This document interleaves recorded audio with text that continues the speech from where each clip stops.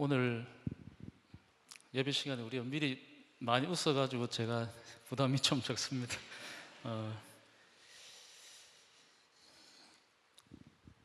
몇 해 전에 아마존을 방문했을 때 강의 본류와 지류에 어떤 차이가 있는지 뚜렷이 알게 되었습니다. 4,000마일이나 되는 아마존 강을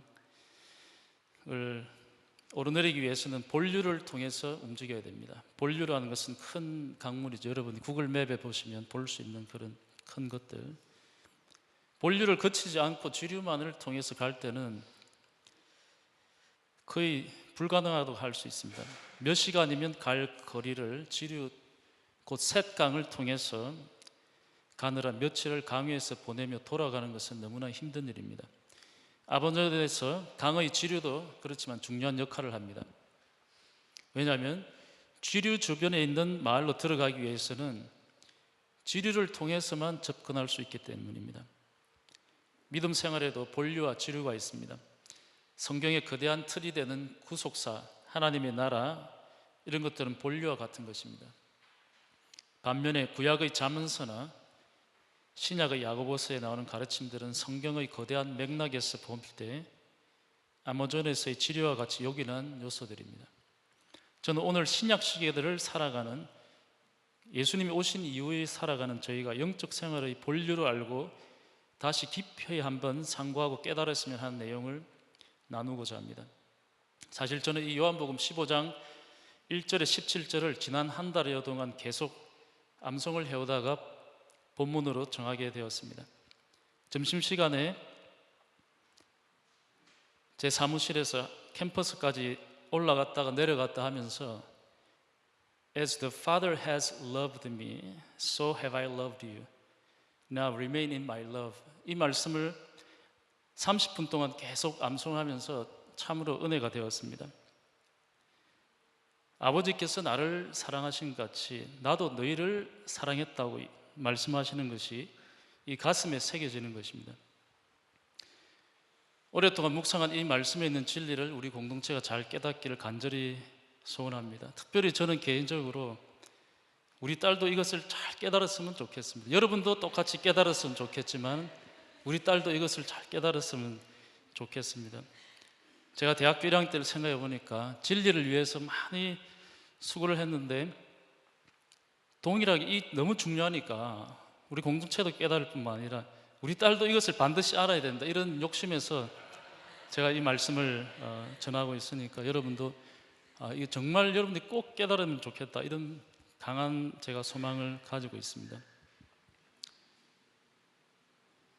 제가 발음에 상당한 장애를 가지고 있기 때문에 여러분들이 딱딱하더라도 끝까지 잘 들으셔야 됩니다. 왜냐하면 이거는 7장이기 때문에 많이 걸려야 35분밖에 걸리지 않습니다. 여러분 반드시 마음을 부드럽게 하시고 평안한 마음에서 끝까지 잘 들어주시면 삶을 원합니다. 그런데 우리는 믿음의 세계에 들어와 살면서 열매 맺는 삶을 원합니다. 그런데 우리는 우리가 소망하는 만큼 열매를 맺지 못하는 것을 자주 경험합니다.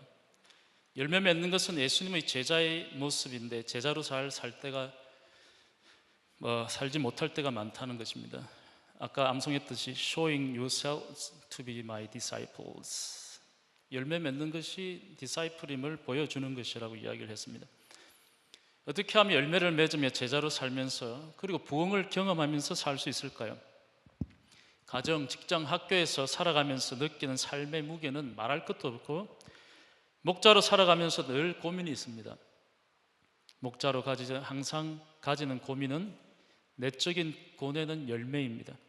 성령의 내적 열매를 맺으면 지금 당장 드러나는 열매는 없어도 사랑과 희락과 화평의 열매를 맺으며 심령이 부요한 가운데 목자의 사명을 잘 감당할 수 있습니다. 우리 목사님께서 하신 말씀을 빌리자면 내적으로 깊어진다는 것이죠. 그런데 외적인 열매가 있어 목장에 세례받는 영혼도 있고 삶 공부하던 영혼도 있고 허거식도 하고 마침내 분가도 하게 되면 그 또한 감사하고 기쁨을 주는 일로서 목자의 사명을 잘 감당하고 싶은 소망이 더 강해질 것입니다. 그런데 내적인 열매도 없고 외적인 열매도 없다고 느껴지는 데가 있습니다. 둘 중에 하나는 있어야 하는데 말입니다. 어떻게 된 것일까요? 믿음 생활을 하면서 그렇다 할 열매도 없는데 학교나 일터, 직장이나 가정에서 어려움이 가중되면 갑자기 인생이 너무 복잡해 보이고 마음이 슬퍼집니다. 어떻게 하면 열매 맺는 삶으로 살아갈 수 있을까요? 어떻게 하면 열매가 풍성하여 내가 부흥을 경험하고 있구나 하고 느낄 수 있을까요? 오늘 본문에서는 우리가 열매를 맺지 못하는 이유가 예수님에게 우리의 모든 것을 맞추지 못하기 때문이라고 5절 6절에서 알려주고 있습니다. 다른 말로 하면 예수님에게 우리의 인생을 송두리째 맡기면서 예수님과 하나 된 삶을 살지 못하기 때문이라고 말하고 있습니다. 그러면 어떻게 예수님과 하나가 될 수 있을까요? 6절에 보면 아예 예수님 안에 거하지 않는 사람은 그냥 열매가 없는 가지가 되어서 던져져 불에 살라진다고 말씀하고 있습니다. 그런데 저나 여기 앉아 있는 분들은 던져져 불에 살라지는 가지는 아닙니다. 왜냐하면 3절에 주님께서 우리는 이미 깨끗하니 걱정할 것이 없다고 말씀합니다. 예수님이 이미 우리 안에 들어와 계시기 때문에 그렇습니다. 그런데 문제는 우리가 늘 예수님 안에 거하지 못한다는 점입니다. 예수님은 약속하신 대로 이미 우리 안에 거하시는데 우리는 그만큼 예수님 안에 거하지 못하는 것입니다. 이것이 바로 하나 되지 못한 모습입니다. 부모나 자식 관계, 연인 사이 혹은 부부 사이 한쪽은 뭔가에 대해 이만큼 원하는데 다른 한쪽은 별 관심이 없으면 우리는 옆에서 보면서 이 두 사람은 하나 되지 못했구나 하고 쉽게 알 수 있습니다. 우리는 하나 되는 것이 무엇인지 생각보다 잘 알고 있습니다. 저는 식구들이 저녁에 다시 모여서 얼굴을 볼 때 웃는 모습이면 하나됨을 느낍니다. 살다 보면 일과 후에 저녁에 다시 만날 때 여러 이유로 서로를 보며 웃지 못할 때가 있습니다. 예를 들어서 제가 애들을 학교에서 픽업해서 오면서 차 안에서 혼을 냅니다. 그러면 당연히 집에 오면 다 각자 방으로 흩어지겠지요.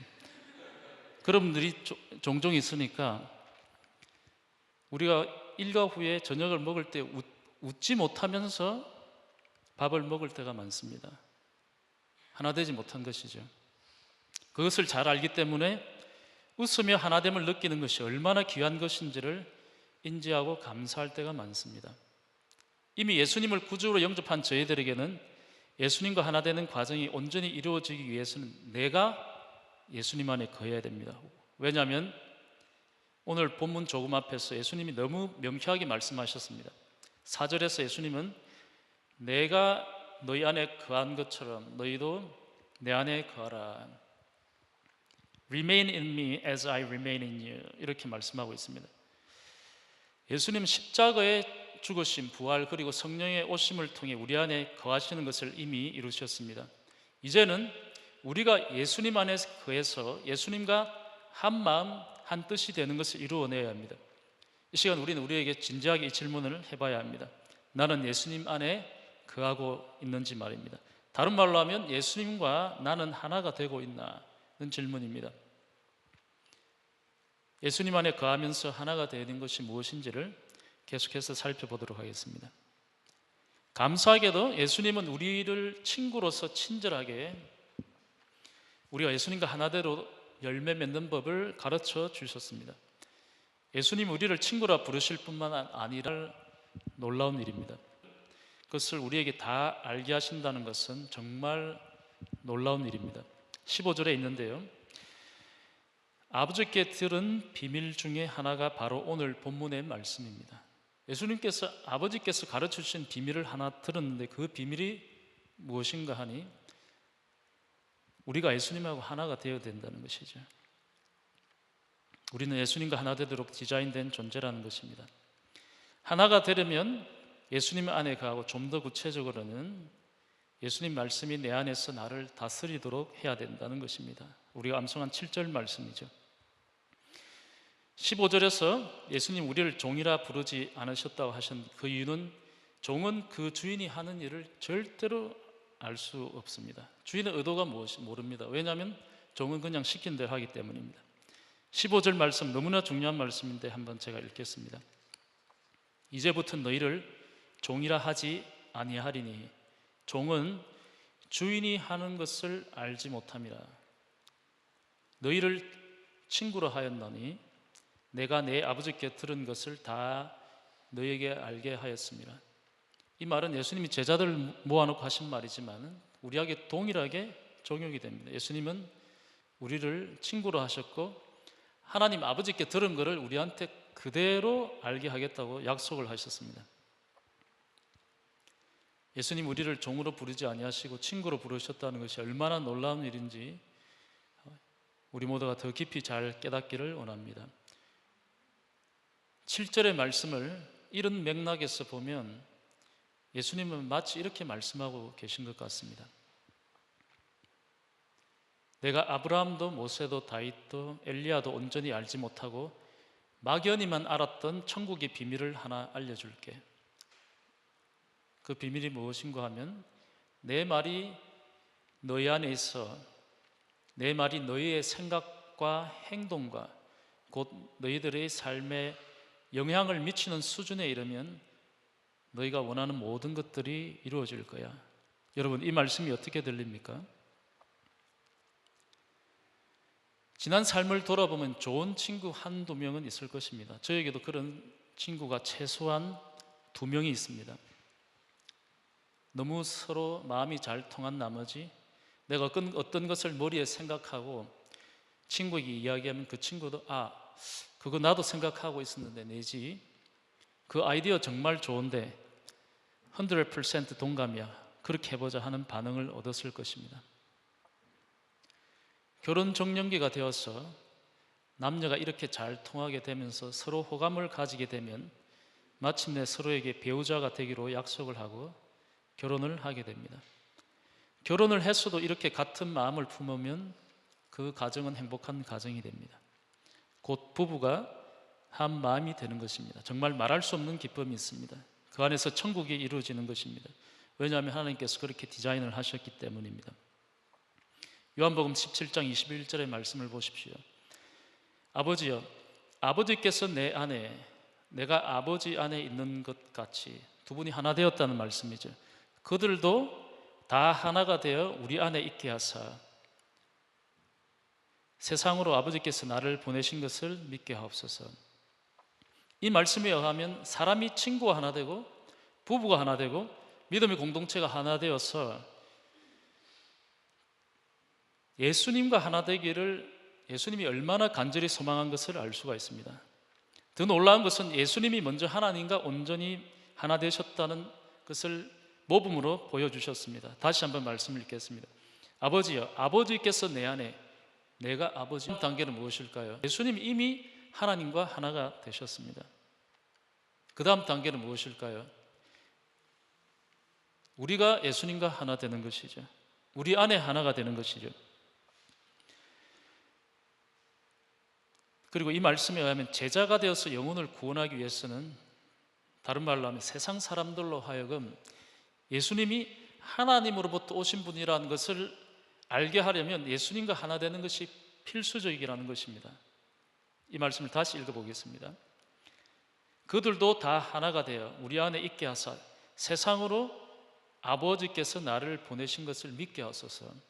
우리가 하나 되고 예수님과 하나 되면 세상 사람들이 우리를 볼 때 예수님이 하나님께로부터 오신 분이구나 하는 것을 믿게 된다는 것입니다. 세상 사람들이 우리가 예수님과 하나 된 것을 보고 예수님이 하나님께로부터 오셨구나 하는 것을 알게 되는 거죠. 이것이 사람 VIP들이 목장에 오면 우리를 보면서 우리가 주님과 하나 된 우리를 보면서 예수님을 믿게 되는 것이죠. 예수님은 나의 어떤 친구보다 이 세상 누구보다 더 의지하고 신뢰할 만한 분입니다.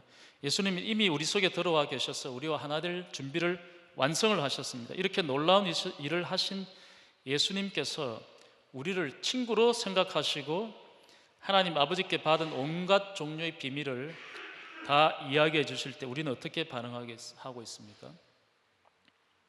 예수님 그 말씀 오라요, 말씀하신 대로 할게요, 이렇게 반응하십니까? 아니면 그냥 시큰둥하게 반응하다가 잊어버리게 됩니까? 부흥은 구체적인 결과가 있습니다. 내적으로 변화가 있거나 외적으로 드러나는 열매가 있는 것입니다. 예수님께서는 구체적으로 열매를 강조하셨습니다. It is to my Father's glory that you bear much fruit, 이렇게 말씀하십니다. 많은 열매를 맺는 것이 아버지의 영광을 위한 것이다, 이렇게 이야기를 하셨는데, 이렇게 할 때 우리가 제자됨을 보여준다고 8절에서 분명하게 말씀하셨습니다. 부흥은 예수님과 하나됨의 결과입니다. 내면이 힘들고 외적으로 어려움이 올 때 나는 예수님과 같은 마음을 품고 있는지를 물어봐야 합니다.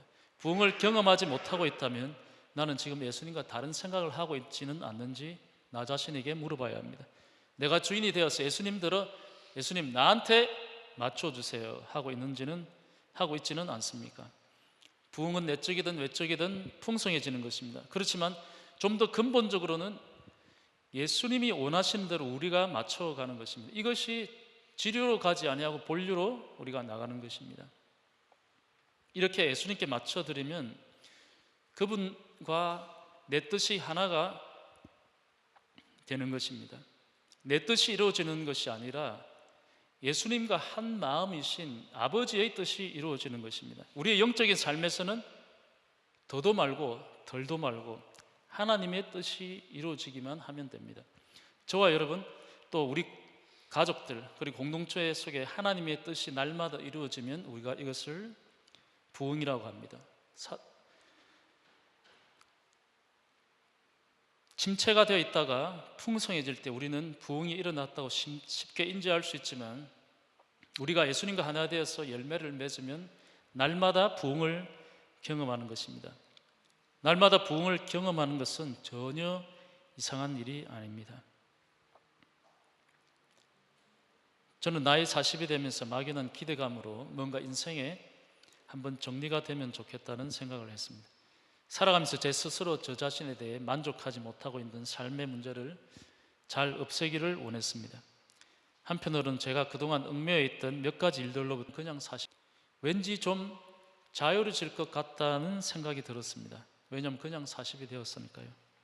40은 부록이라고 합니다. 공자가 40이 되었을 때 세상에 얽매이지 않았다는 이야기에서 나왔습니다. 그러나 이런 기대는 그냥 막연한 기대였습니다. 나이가 40이 넘는다고 50이 넘는다고 저절로 세상 일에 미혹되지 않거나 제 삶의 모난 부분이 없어지거나 제 삶을 얽으면 욕심과 어리석음으로부터 자유하게 되지는 않는다는 것을 해를 거듭할수록 확인하고 있습니다. 이것 또한 예수님과 하나 되어야 가능한 일입니다. 내 고집대로, 생각대로, 욕심대로 하는 것이 아니라 예수님께 맞춰갈 때 가능한 것입니다. 그래서 지금도 부지런히 예수님께 맞추면서 하나 되려고 애를 쓰고 있는 것입니다. 예수님을 주인으로 삼고 예수님께 모든 것을 맞춰가면서 그분과 하나 되는 것은 결국은 그분에 대한 신뢰의 문제입니다. 우리는 신뢰하지 않는 사람에게 우리의 것을 맞추지 않습니다. 오히려 우리는 내가 옳다고 주장하고 싶습니다. 어떤 일을 부탁하고 싶은데 누구한테 부탁하면 꼭 들어줄 거야 생각나는 사람이 있습니까? 저는 가끔 청년들한테 공동체에 사소한 일이 있으면 부탁을 하곤 합니다. 그러면 부탁하기 전에 머릿속에 생각합니다. 누가 내 부탁을 꼭 들어줄까? 그리고 반드시 들어줄 것 같은 사람한테 부탁을 합니다. 그러면 거의 그 사람은 들어줍니다. 너무 신뢰가 있기 때문에 그렇죠. 어떤 일을 부탁하고 싶은데 누구한테 부탁하면 꼭 들어줄 거야 하고 생각이 되는 분이 지금 여러분 머릿속에 떠오르는 분이 누구입니까? 혹은 이 사람이 내가 부탁하면 틀림없이 해줄 거야 하고 믿음이 가는 분은 누구입니까? 다들 한두 사람 생각이 납니까? 한두 사람이 생각이 나면 여러분들은 축복받은 분입니다. 그런데 우리 예수님은 우리가 생각하는 그 어떤 사람보다 신뢰할 만한 분입니다. 물론 저도 이 사실을 알고 있었죠. 하지만 최근에 새벽에 기도하다가 이 사실이 너무 생생하게 제게 다가왔습니다. 사실 저는 이 경험을 하며 너무 놀랐습니다. 세상에서 만난 그 어떤 사람보다 더 신뢰할 만한 분이 예수님인데, 예수님을 아는 어떤 사람보다 더 신뢰하지 못했다는 것을 깨달았기 때문입니다. 우리는 친구 사이에 이런 호언장담을 할 때가 있습니다. 세상 모두가 나를 배반해도 아무개는 내 부탁을 다 들어줄 거야 하고 이야기를 하곤 합니다. 하지만 우리에게 생명을 주시면 사랑하신 그 신실하신 예수님을 왜 신뢰하지 못하며 살아갈까요? 수고하고 무거운 짐진 자들아 다 내게로 오라. 괜찮아, 힘들면 그냥 오렴. 나에게 어려운 짐을 맡기고 쉬렴하고 예수님 말씀하십니다. 예수님은 자신이 너무나도 신뢰할 만한 분이라고 말씀을 해주십니다. 원고에는 없지만 제가 지난 주에 있었던 이야기를 하나 해드리고 싶습니다. 제가 만나진 않았는데 우리 최 집사가 만난 VIP 가정을 초대했는데 토요일 날 점심 식사를 하기로 되었습니다. 근데 12시가 되어도 카톡을 확인을 안 하는 것입니다. 전화를 해도 받지도 않는 것입니다. 12시 반이 약속인데, 이런 경험이 너무 많기 때문에 오늘 또 바람 맞았나 보다 이런 저희 집에는 저희 집에는 워크인 클로젯이 하나 있는데 거기 가서 잠시 기도를 할 때 제가 이 설교를 준비했기 때문에 내가 이 시간 이 카톡을 확인하지 않는데, 옛날 같으면 이걸 신뢰하지 말고 접어야 되는 환경인데 목련은 계속 음식을 종만하고 있고 저는 신뢰가 가지 않는데 이것을 어떻게 해야 하나 기도하면서 제가 예수님 진짜 신뢰합니다 하는 이 고백을 했더니 12시 한 15분쯤 돼서 어떻게 연락이 됐다고 했습니다. 작은 경험이지만 우리는 정말 예수님을 신뢰하고 있지 않느냐 하는 그런 고민을 심각하게 해야 됩니다. 반드시 이 친구에게 부탁하면 저 사람 들어주는데 사람에 대해서는 그렇게 신뢰를 가지고 있으면서 예수님에 대해서는 그 정도의 신뢰를 갖지 못하고 있는 게 너무 놀라운 사실입니다. 최근에 예수님을 정말 신뢰할 만한 분이구나 하는 것을 다시 한번 고백하게 되는 일이 있었습니다. 내 기도를 거절하셨나 하고 오랜동안 의문을 가지고 있었던 일이 아주 오랜 시간 후에 예수님이 더 선하신 것으로 보여주시는 경험을 했습니다. 여기에 많은 분들이 아시지만 최근 몇 주 전에 구종수 형제님 가정이 여행을 와서 예배 함께 했습니다. 아마 이집사님 구종수 형제를 너무 사랑하셔가지고 우종아 형제를 우종수 형제로 오늘 하셨는데, 정말 이집사님도 정말 종수 형제를 사랑해 주셨지요. 2006년 처음에 피스토에서 와서 목장을 통해 예수님을 믿고 세례를 받았습니다. 2001년에 결혼을 해서 여기 남으려고 많은 애를 썼지만 사정이 여의치 않아서 2012년 한국으로 갔습니다. 당시 저는 무척 아쉬웠고 여기 남도록 기도를 많이 했는데 기도한 대로 되지 않은 하나님 뜻에 대해 이해하기가 어려웠습니다. 세례 받을 때도 그랬고 학교 졸업할 때도 그랬고 비자를 받을 때도 결혼할 때도 단계마다 수많은 고비를 넘기고 여기까지 왔는데 한국으로 돌아가는 상황이 계속해서 의문으로 남았습니다. 그런데 최근 제가 아버지 치료를 위해서 한국을 방문하면서 만나고 이번 만남을 통해 하나님의 지혜를 알게 되었습니다. 저는 그 형제 가정이 여기 있으면서 목자도 하고 여기서 뭔가 가시적인 열매로 나타나기를 원해서 하지만 하나님께서는 떨어져 있으면서도 계속 좋은 관계로 만들어 주시면서 가족 이상의 가족의 수준에까지 온 저희의 관계를 보여주셨습니다. 이번에 와서 짧게 여행도 하고 여러 번 만나 식사하고 교제하면서 종수 형제 가정이 나와 그 이상의 가족이 되었구나 하는 것을 확실히 알게 되었습니다. 물질적으로 떨어져 있는 것이 문제가 되는 것이 아니라 중요한 것은 관계입니다. 비록 떨어져 있지만은 하나님께서 이것을 보여주기를 원하셨다는 사실을 알게 되었습니다. 저는 이것을 하나님의 지혜라고 부릅니다.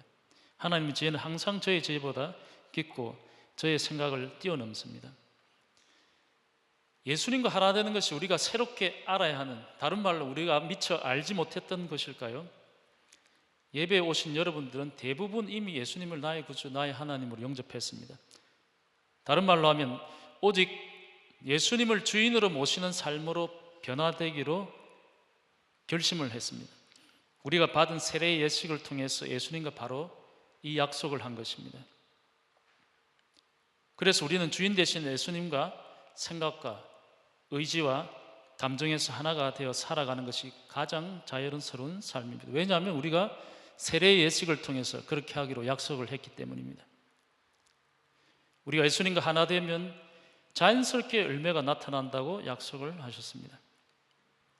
이렇게 열매를 맺는 것이 부흥의 본류로 나아가는 것입니다. 자연스럽게 하나 되면서 자연스럽게 열매를 맺는 것입니다. 내가 억지로 열매를 맺으려고 하는 것이 아니라 예수님과 하나 되면 예수님이 그냥 열매를 맺게 하시는 것. 꼭 기억할 것은 우리는 이 부흥의 본류로 함께 가야 합니다. 예수님과 하나 되도록 서로를 도와야 합니다.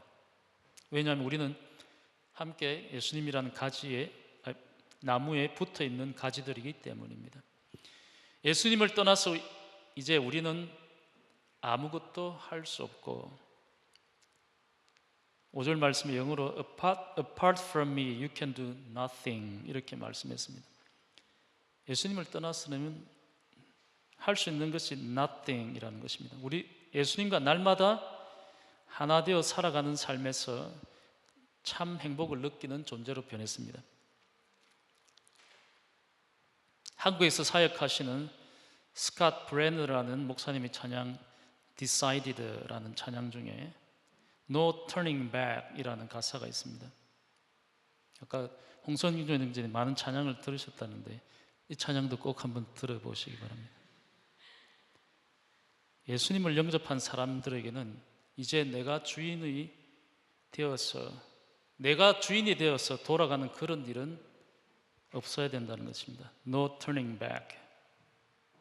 그리고 찬양 가사 중에 약간 유행가 가사 같지만 이런 말이 있습니다. 돌아서긴 너무 멀리 왔네. 꼭 이 찬양을 한번 들어보십시오. 안 그러면 제가 들려드리겠습니다. 너무나 우리가 웃을 수 있지만 가벼운 말씀이 절대로 아닙니다. 여기 앉아있는 여러분과 저는 이제 돌아갈 수 없는 다리를 건너왔을 뿐만 아니라 돌아가기엔 너무 멀리 왔습니다. 그런데 너무나도 감사한 것은 우리가 좋은 편을 택했다는 것입니다. 저는 돌아갈 수 없는 다리가 무엇인지를 너무나 잘 알고 있습니다. 저는 군생활하면서 민간인들이 접근할 수 없는 민간인 통제구역에 근무를 했기 때문에 거기를 건너갈 수 있는 것은 외길 다리밖에 없습니다. 나무다리 하나가 있는데 거기에 버스가 하는 동시에 올 수가 없습니다. 반드시 한 곳에 가면 다른 차는 동시에 올 수가 없습니다. 그 외나무 다리를 통해서 저는 휴전선 쪽으로 가게 되면 뒤에 부대에서 출입증을 받지 않는 이상 저는 다시 돌아올 수가 없습니다. 우리는 돌아올 수 없는 강을 정했습니다. 그렇지만 우리는 좋은 편을 택했습니다. 우리는 예수님과 함께하고자 하는 그런 편을 택한 것입니다. 우리는 예수님과 하나 되기를 택했습니다.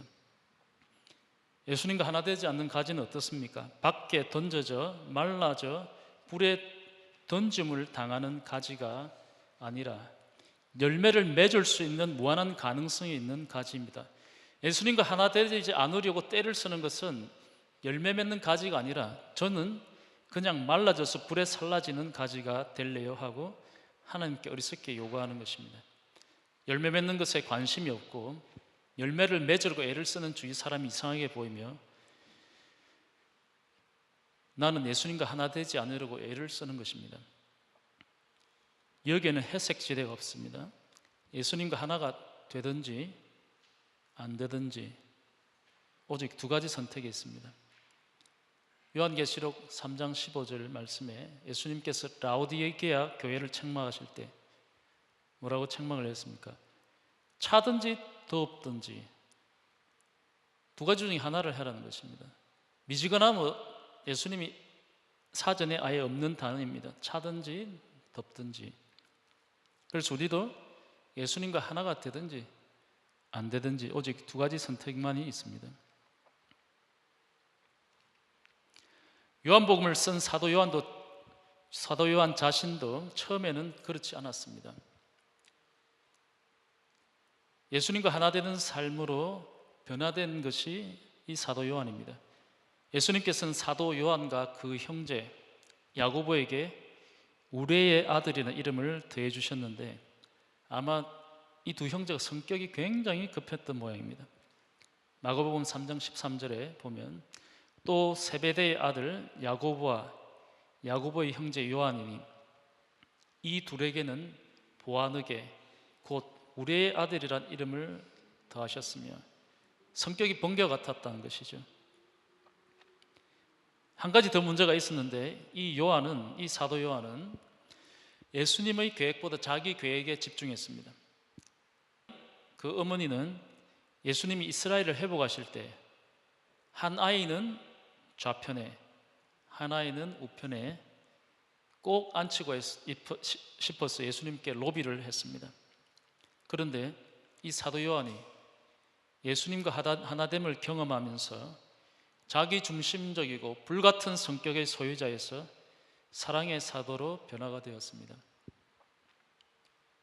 요한복음 3장 16절 하나님이 세상을 이처럼 사랑하사 독생자를 주셨으니 이 말씀이 사도 요한이 기록한 그런 것을 여러분들 아시는 분들 있을 것이고 오늘 아신 분도 있을 텐데 그래서 우리 신학자들은 사도 요한을 지금은 이렇게 부릅니다. 사랑의 사도. 성격 급하고 자기중심적인 사도 요한이 사랑의 사도로 변화가 되었습니다. 베드로도 이방인을 하나님이 받으시고 성령을 주신다는 것에 대해서 거부감을 가지고 있었습니다. 예수님과 하나 되지 않는 마음의 대표적인 것이 거부감입니다. 그런 마음을 가지고 있다가 예수님께 자신의 생각을 맞추면서 태도를 바꾸어서 이방인 고넬료 가족들에게 세례를 베풀었습니다. 사무엘상 24장에서는 다윗은 함께한 자들이 굴에서 만난 사울을 죽이고자 할 때에 예수님과 한 마음을 가졌습니다. 사울을 죽이려고 하는 자기와 함께한 무리의 말을 듣지 않고 옷자락만 베었습니다. 예수님과 함께 하나 된 다윗의 모습은 자기를 죽이려던 사울도 감동시켜 울게 만들었습니다. 사도행전 15장에 바울은 자기를 떠나버린 선교주 중심에서 한창 사역하고 있던 마가가 바울을 버리고 어딘가 떠나버렸습니다. 배반을 했기 때문에 다음 여행에는 절대로 데려가지 않겠다고 고집을 부리면서 그래도 마가를 데리고 가야 되지 않겠냐는 바나바와 성경 표현대로 하면 심히 다툰 후 바나바와 갈라지게 되었습니다. 그런데 시간이 지나는 동안 자신의 고집을 버리고 예수님께 자신을 맞추면서 예수님과 하나가 되었습니다. 디모데후서 4장 바울이 죽기 전에 썼다는 디모데후서 4장에 보면 한때 미워했던 마가를 데리고 오라 하고 디모데 편에 부탁을 합니다. 디모데 너가 올 때 마가를 데리고 오라 이렇게 이야기를 합니다. 주님과 하나 되면서 바울 자신이 생각을 고쳐먹은 것입니다. 그가 죽기 전에 이렇게 마가를 용납한 것은 정말 감사한 일입니다. 요한복음 4장에 나오는 우물가의 여인도 과거에 남편이 5이나 있는 너무나 복잡한 인생을 살았지만은 예수님을 만나고 이전에 자기가 가졌던 예배에 대한 생각을 버리고 예수님과 하나가 되었습니다. 자신이 예수님을 영접할 뿐만 아니라 예수님에 대해서 너무나 확신에 찬 나머지 온 동네 사람들에게 예수님, 예수님은 누구입니까?